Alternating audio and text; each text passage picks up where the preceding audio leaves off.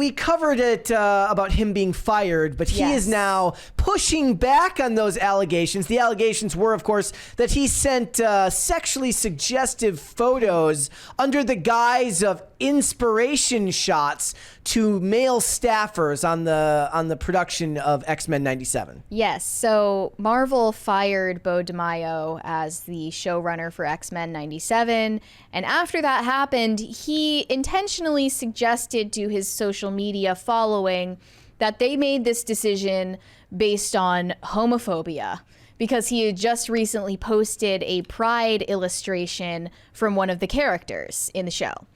That was not true, and Marvel had to come out and clear the record, saying, hey, we actually fired Bo DeMayo because of his own sexual misconduct allegations and HR investigation. It's crazy how much bad luck Marvel has when they finally get a show that everybody likes, and then they have to fire the guy who made it. Hiring these freaks. They don't do background checks, apparently. Yeah, but usually they hire people that suck, and then the shows suck. They hired a guy who they had to fire, and the show was awesome. So you said that Bo DeMayo posted a response to Marvel on his OnlyFans, on his gay OnlyFans? A 30-minute video, they said. That was really the move? That was you the have move. to pay a subscription to his porn to see his clarification video. So I want to 30 know. minutes I want to long. know who the hell it was at Variety and the Hollywood Reporter that like writes that off as a business expense.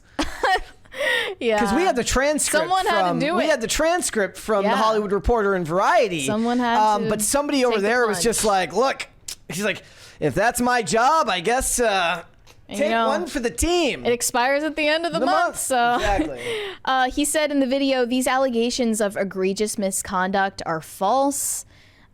He said these rumors and have been floating around on various sites and podcasts are lies.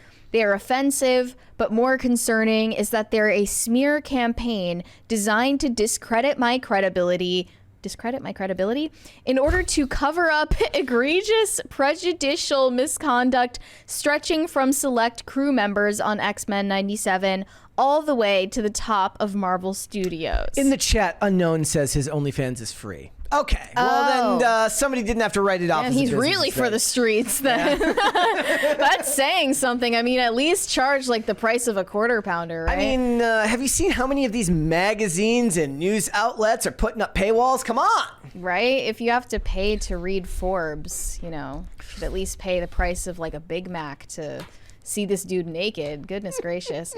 And read it, like look at his apology video. I don't know. It's not really an apology video. He's saying that there is structural homophobia at Marvel Studios. And I find that a little hard to believe given that they are Joe making Locke? queer representation part of their brand. Yeah, it's a big deal to them. Joe Locke is doing these interviews talking about embracing his sexuality You know how and hard being it a is? queer Marvel icon. You know how hard it is to say Joe Locke and not say John Locke?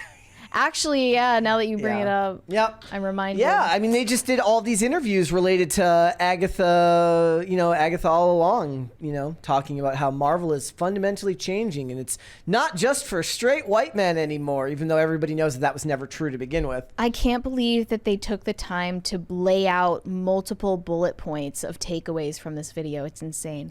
He alleges that his identity as a gay black man was, quote, weaponized by Marvel executives and select crew members to undermine me and use the same dog whistling stereotypes favored by bigots for decades.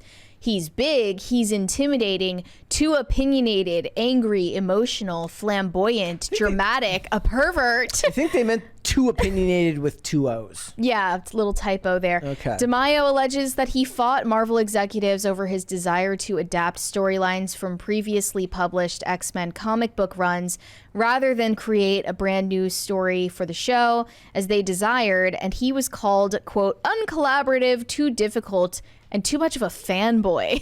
They openly resented me for fighting for the fans. I mean, honestly, Base? base. Like, what do you want me to do with that? Like, So they wanted him to create all new material, but he wanted to draw upon already published material. this is a consistent thing with these properties where they're like, would you do us a favor and like not read the source material? Right? Remember what they did? Like the lady running The Witcher was like, it was really annoying how Henry Cavill knew all about the stories for Geralt. He kept correcting everyone. And they hated that. They called him toxic for that, right? So that actually DeMayo's in a similar situation here. I mean, all he had to do was ignore the stuff about identity and make it about standing up for the fans, and he would have become an instant icon to people in this sphere. But the thought of being a victim is just too scrumptious. Too enticing. I mean, he couldn't resist. And then he now alleges as executives painted him as abusive when he declined to have the character Jubilee, quote, make gang signs or paint the sky with plasmoids in the shape of middle fingers. So they had different ideas about where the story was going.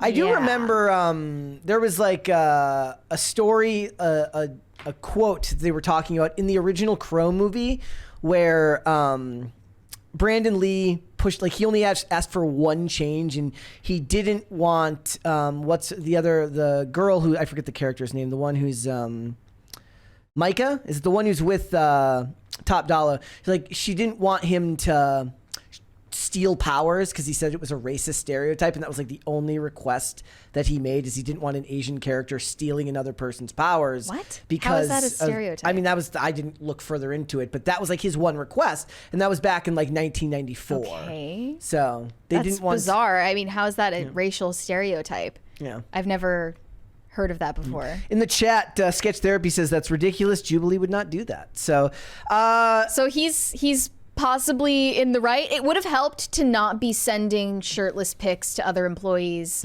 so that you could keep your credibility. But here's another believable part. He alleged there are near criminal working conditions for the VFX artists at Marvel. I mean, that's people who worked on X-Men 97 were, quote, rapidly losing weight and having mental breakdowns. And when he emailed Marvel leadership about these issues, he was experiencing retaliation. He's not wrong. That's a continuously proven thing that the working condition for the VFX artists at Marvel are atrocious. There are a lot more allegations here. He alleged that he notified a producer of the show that one of our leads is having a potentially exploitative sexual relationship with a production assistant. And the producer buried his report and informed the individual in question of DeMayo's complaint. He didn't even get the benefit of like an anonymous complaint. They're like, oh, by the way, this is the dude who was complaining about you. So he got on a lot of people's bad side. Yeah. He also alleges the same producer repeatedly joked to the crew that he showed Beau DeMayo's thirst traps on Instagram to his underage son. And his kid is wondering, do they need to buy me shirts for Christmas?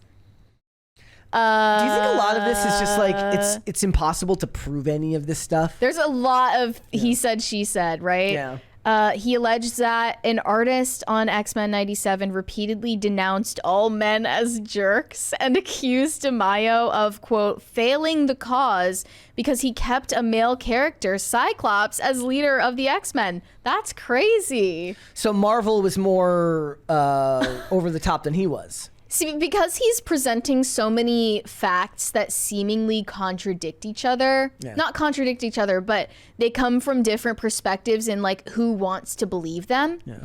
That's why it feels more believable.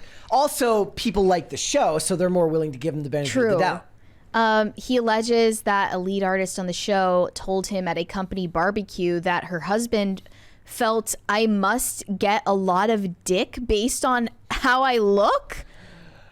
Who says that? You know, you're at the Marvel barbecue. You've had one too many Bud Lights. The vibes at the Marvel barbecue must be atrocious. Especially, this would happen in 2021. They're all like wearing their masks in between bites. It's literally the meme of the toxic masculinity commercial where the boys are beating each other. The boys are getting beat up at the barbecue. And then there's the guy who's going to go hit on the girl, and the guy stops her and goes, whoa. Oh, yeah. Was that Gillette? Yeah, it was. Yeah, it's literally that. Gosh. Okay. There's more. More. DeMayo requested contacting producers of RuPaul's Drag Race about promoting X-Men 97. He alleges that he was told by Marvel they wouldn't want to alienate certain audiences. But that runs completely there's so contrary. much conflicting information. So he on one hand, he's fighting for source material. He's fighting for male leads characters. You want Cyclops to stay as the head. But on the other hand, he's also like pushing Marvel to promote this with RuPaul's Drag Race with a bunch of drag queens, and they're telling him, no, we don't want to alienate the male audience. So there's so much conflicting information here that it almost comes off as more credible because you don't have a very uniformly accepted story. If it was fake, it would feel more linear. Right? Creative. It would feel like it made more sense narrative-wise if it were fake. He also alleges that Marvel's PR department listed, quote, homosexuality as a hot button issue to avoid alongside school shootings, the Gaza conflict, and abortion. Again, I would have avoided those in an X-Men show too. Yeah. Yes. That makes perfect sense. So I have no problem with Marvel PR being so on one hand, I'm like, wait, maybe Bo DeMayo is in the right here, but then Marvel is also in the right on these other issues, Marvel's so I don't know what to think. Could you perhaps go far off into the galaxy and avoid going to the West Bank? Just asking. DeMayo alleges that Marvel executives joked in front of him that they had hired a, quote, young Wesley Snipes to write on Blade. Quote, one of the reasons I wanted to do this video is so that you can see that Wesley Snipes and I look nothing alike. So they called him a young Wesley Snipes. Okay. Because he's black? I don't know. Yeah. Because they're saying that he looks like Wesley Snipes because they're both black. So they're racist. That's racist. I guess. I don't know how that actually came up, so we don't know if they actually were saying it in a racist way. How the hell would they even have a school shooting be relevant? Would they in X-Men 97? Would there be like or abortion? Would Charles Xavier's school have an active shooter? What the hell? I guess that they had to clarify it in the first place because Bo DeMayo or other writers were pushing to include those things. And they were like putting a hard stop on that. He says the last straw for him was when he arrived at the production offices of Blade at Tyler Perry's studios in Atlanta and was told that someone needed to crack the whip around here. Oh, so he's taking that as like something that's too close to slavery. Crack the whip? I mean, come on.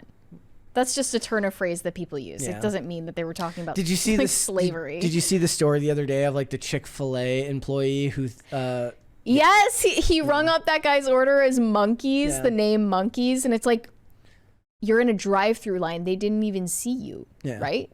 Yeah, I don't know if they can Maybe I'm wrong. maybe they can see him on a camera. And like his real name was something like Marquise, right? Yeah, it was like Marquise. Which over a speakerphone would easily be muffled and like sound like something else. But so many people are just like looking for their moment. Yeah. They're looking for their moment in the limelight, in the headlines, well, to be a victim. And in some regard, this does sound like he's doing that he's being an opportunist. But in other situations, it sounds like Marvel was possibly in the wrong. Thanks for watching. Listen to full episodes of Pop Culture Crisis on Spotify. Keep up with us on social media and make sure you subscribe and ring that bell so you never miss the show. Bye, guys.